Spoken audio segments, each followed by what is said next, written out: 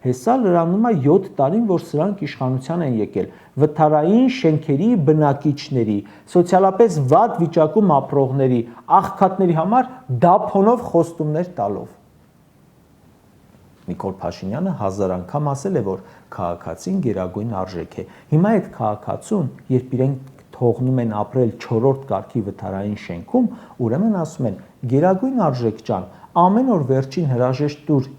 իրար հրաժեշտ տվեք, քնեք վերջին, որովհետև վաղը արդեն կարող է ձեր տան փլատակների վրա աշխատի այնը։ Ահա թե ոնց են վերաբերում մարդկային կյանքին։ Չնայած նորություն չասացի, նայեք եռաբլուրին, բոլոր գերեզմանոցներում դրոշներով շիրիմներին, կորոնավիրուսի եւ մյուս զոհերին ու հարցեր չեն առաջանա։